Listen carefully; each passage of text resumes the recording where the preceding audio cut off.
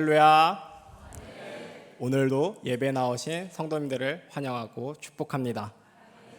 오늘은 어떤 선택을 하시겠습니까? 라는 제목으로 성도님들과 말씀을 나눠보고자 합니다. 오늘 말씀을 통하여 성도님들에게 많은 은혜와 축복이 넘쳐나시기를 바랍니다. 혹시 성도님들 2014년에 개봉한 다이버전트라는 영화를 들어보신 적이 있으신가요?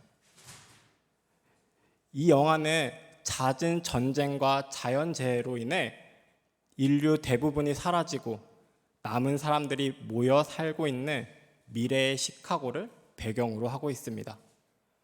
이곳에서의 모든 시민들은 총 5개의 분파로 나뉘어 각 분파의 규칙과 역할을 충실히 임하며 살아갑니다. 이 도시의 사람들은 일정 나이가 되면 자신에게 맞는 분파를 테스트합니다. 그리고 다음날 자신이 살아갈 분파를 직접 선택하게 됩니다. 대개는 부모님의 분파를 따라서 선택하지만 어떤 분파를 선택할지에 대한 것은 오로지 그 자신에게 주어집니다. 전날에 테스트한 것 역시 그냥 선택을 위한 참고사항일 뿐인 것입니다. 영화의 주인공인 베아트리스라는 인물이 있습니다. 그녀는 에브니게이션 부모의 밑에서 성장했고 그로 인하여 에브니게이션 분파에 머물고 있었습니다. 그러나 그녀는 이곳이 자신과 맞지 않는다고 생각했고 자유롭고 용감해 보이는 돈트리스라는 분파를 꿈꾸며 성장합니다. 그렇게 시간이 흘러서 그녀도 이제 분파 테스트를 참여할 나이가 되었습니다. 그리고 자기 차례에 분파 테스트를 진행합니다. 그런데 그녀의 분파 테스트에서 예상치도 못한 결과가 나타납니다. 바로 다이버전트라는 결과가 나온 것입니다. 다이버전트는 이들이 속한 5개의 분파와는 상관없이 어느 곳에 속할 수 있는 분파를 이야기합니다. 그러면서 이 도시의 잠재적 위험 인물이라는 것을 그들은 이들을 가지고 이야기합니다. 그러한 결과가 이 베아트리스에게 나타난 것입니다. 베아트리스의 결과를 확인한 감독관은 다른 사람들에게 거짓 보고를 하겠다며 그녀를 서둘러 집으로 보냈고 그녀는 찜찜한 마음을 가진 채 집으로 돌아갑니다. 이러한 일이 있었던 것을 모르는 가족들은 그녀의 마음도 모른 채 그녀가 에브니게이션을 선택하기를 바랍니다. 왜냐하면 분파를 선택할 자유가 주어져 있지만 자기 부모의 분파를 선택하지 않으면 좋게 보지 않는 세상이었기 때문입니다. 더군다나 에브니게이션의 지도자급에 있는 부모님으로 인해 이들은 선뜻 분파를 선택하지 못하였습니다. 분파 테스트가 있고 그 다음 날이 되어 이제 테스트를 받은 모든 아이들은 자신이 살아갈 분파를 선택하게 됩니다. 자신의 차례가 된 주인공은 마지막까지 고민합니다. 어디로 가야 할 것인가? 라고 말이죠. 이렇게 고민하던 그녀는 결국엔 부모님의 분파 에브니게이션이 아닌 새로운 분파 돈트리스를 선택하고 가족과 멀어지지만 자신의 길을 개척하며 나아갑니다. 이후의 영화의 내용은 가정에서 한번 영화를 통하여 봐보시길 바랍니다. 오늘 다이버전트라는 영화를 소개하며 말씀을 시작한 것은 선택하는 삶에 대하여 성도님들과 말씀을 나눠보고자 하기 위함입니다. 먼저 선택이 무엇인지에 대하여서는 성도님들께도 잘 알고 계실 것입니다. 그렇지만 선택이라는 단어의 사전적 의미를 함께 살펴보려고 합니다. 제가 사전을 통하여 선택이라는 단어의 의미를 찾아왔는데 이렇게 쓰여 있었습니다. 여러 가지 가운데서 필요한 것을 골라 뽑음이라고 말이죠. 오늘 말씀 속에서도 다이버전트의 사람들처럼 몇몇 사람들의 선택이 나옵니다. 그들의 선택이 무엇인지 이 시간 살펴보고 하나님의 자녀로서 우리들은 어떤 선택을 해야 할 것인지 함께 알아보는 시간이 되길 바랍니다. 먼저 표적 구하기를 선택한 사람들이 있습니다. 다 같이 1절 말씀을 함께 읽어보도록 하겠습니다. 1절 말씀을 함께 읽겠습니다. 시작! 바리새인과 사두개인들이 와서 예수를 시험하여 하늘로부터 오는 표적 보이기를 정하니. 아멘.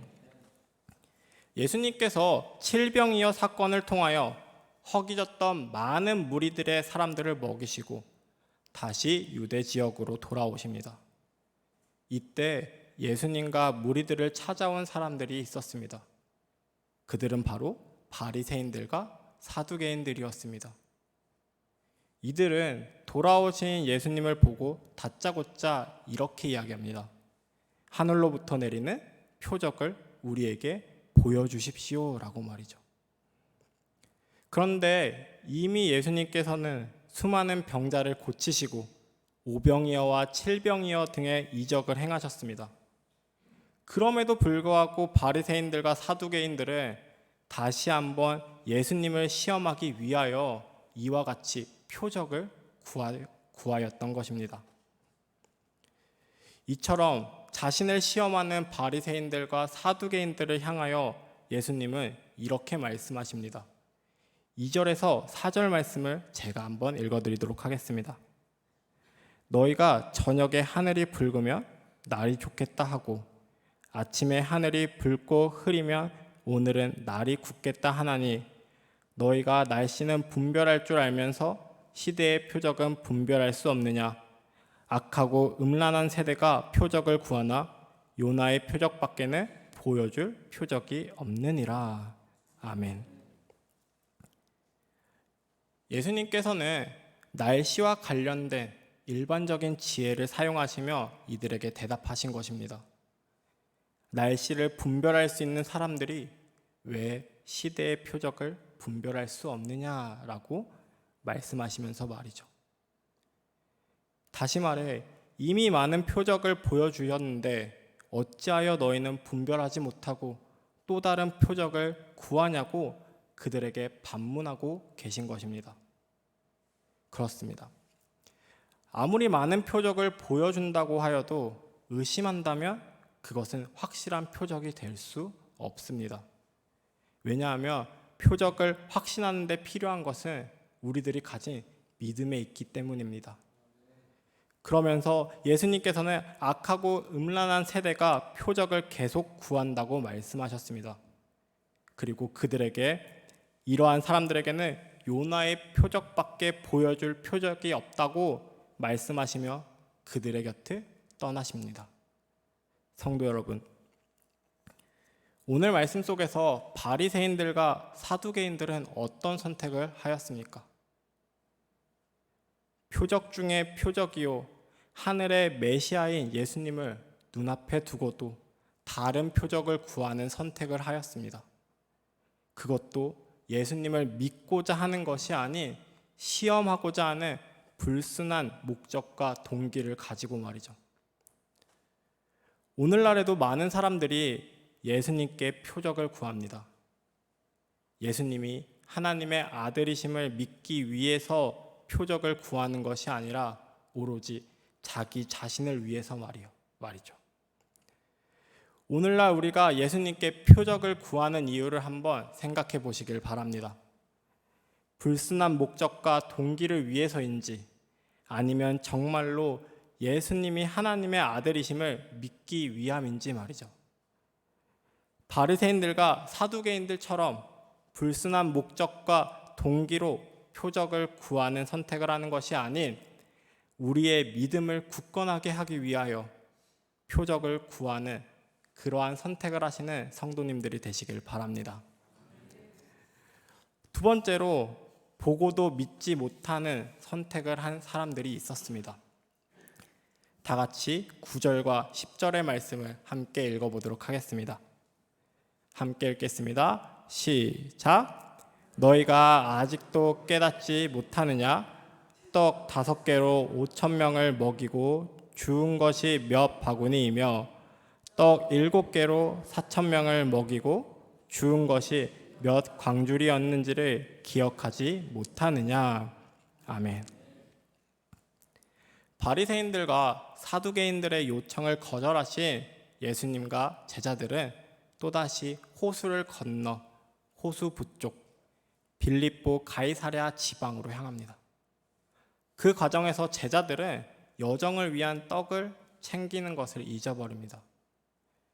이러한 상황에서 예수님께서 제자들을 향하여 이렇게 말씀하십니다. 삼가 바리새인과 사두개인들의 누룩을 주의하라 라고 말이죠.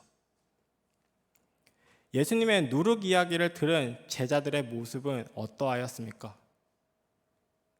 그들의 모습은 성경에서 이렇게 설명하고 있습니다. 제자들이 서로 논의하여 이르되 우리가 떡을 가져오지 아니하였도다 하거늘 이라고 말이죠. 즉 자신들이 떡을 가져오지 않은 것에 대하여 말씀하시는 줄 알고 떡에 대하여 이야기하고 또 염려하고 있었다는 것을 우리가 알 수 있습니다. 그런데 예수님께서는 이들의 모습을 보시고 믿음이 작은 자들아 어찌 떡이 없으므로 서로 논의하느냐라고 말씀하십니다. 왜 그러신 것일까요? 바로 이들은 적은 떡으로 수천 명이 먹고도 남는 두 번의 기적을 체험했던 사람들이었기 때문입니다. 기적을 경험했던 자들이 눈앞에 떡이 없다고 걱정하는 모습에 예수님께서는 믿음이 작은 자들아 라고 부르시며 책망하신 것입니다. 그리고는 그들이 경험했던 놀라운 기적을 다시 한번 상기시켜 주십니다. 떡 5개로 5,000명을 먹이고 주운 것이 몇 바구니며 떡 7개로 4,000명을 먹이고 주운 것이 몇 광줄이었는지를 기억하라 라고 말씀하시면서 말입니다.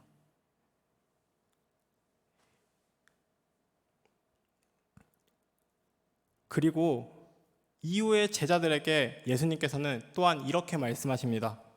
어찌 내 말한 것이 떡의 관함이 아닌 줄을 깨닫지 못하느냐. 오직 바리새인과 사두개인들의 누룩을 주의하라 하시니 라고 말씀하셨습니다. 이 말을 들은 제자들은 그제서야 예수님께서 말씀하신 것이 바리새인들과 사두개인들의 누룩이 먹는 떡을 의미하는 것이 아니라 그들의 잘못된 교훈을 이야기한다는 사실을 깨닫게 된 것입니다. 성도 여러분, 오늘 말씀 속에서 제자들은 어떠한 선택을 하였습니까? 제자들의 선택. 그들은 보고도 믿지 못함을 선택하였습니다. 제자들이었지만 분명 예수님이 행하신 기적을 직접 지켜본 사람들이었지만 그럼에도 불구하고 그들 마음구석에는 늘 걱정과 불안에 휩싸여 있었기 때문입니다. 그렇기에 예수님께서 바리새인들과 사두개인들의 누룩을 주의하라고 말씀하셨을 때에도 다른 뜻을 생각하기보다는 물질적인 떡을 생각하며 걱정하며 예수님께 책망받았던 것입니다.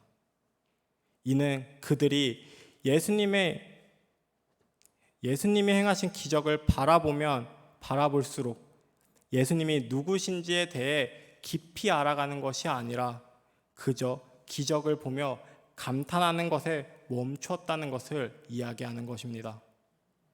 하지만 신앙은 감탄이 아니라 깨달음이 있어야 하는 것입니다.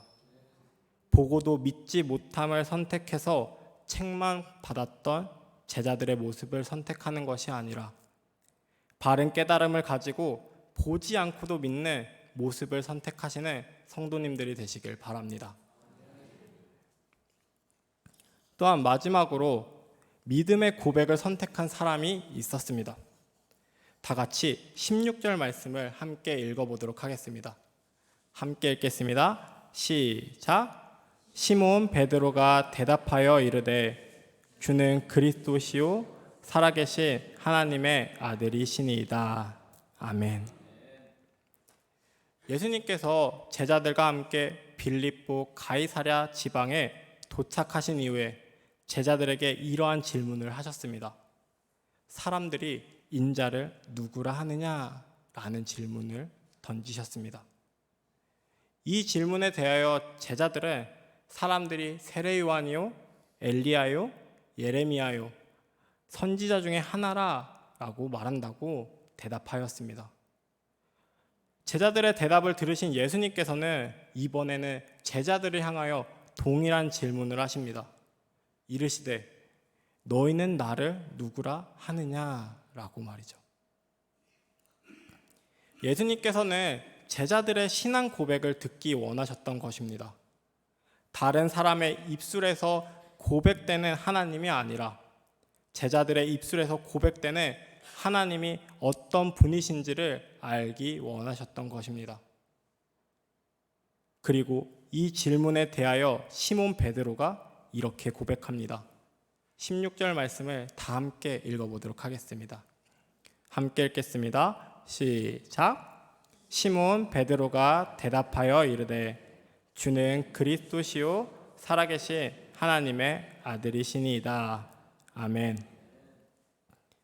베드로의 이 위대한 고백은 예수님이 오랫동안 기다려온 하나님의 아들이시자 메시아라는 것을 나타냅니다. 그리고 베드로의 신앙을 들으신 예수님께서는 매우 기뻐하시며 바요나 시몬아 내가 복이 있도다 라고 말씀하시며 베드로의 고백을 축복하셨습니다. 베드로가 이렇게 고백할 수 있었던 이유가 무엇이었을까요? 그 이유를 성경에서는 이렇게 말하고 있습니다. 17절 하반절을 제가 읽어드리도록 하겠습니다. 이를 내게 알게 한 이는 혈육이 아니요 하늘에 계신 내 아버지시니라. 아멘. 예수님을 그리스도요 살아계신 하나님의 아들이라 고백할 수 있게 하신 분은 또 그것을 진짜로 믿을 수 있도록 하신 분은 바로 하늘에 계신 아버지라 성경은 말하고 있는 것입니다. 예수님의 이야기를 수만 번 듣는다고 해서 또 믿고 싶다 고백한다고 해서 믿을 수 있는 것이 아니라는 것입니다. 하나님의 은혜가 있어야 베드로처럼 주는 그리스도시요 살아계신 하나님의 아들이시입니다 라고 고백할 수 있다는 것입니다.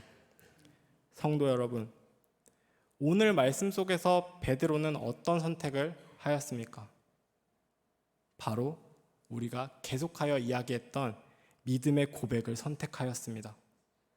그가 믿음의 고백을 선택할 수 있었던 것은 하늘에 계신 아버지께서 주신 은혜가 그에게 있었기 때문입니다.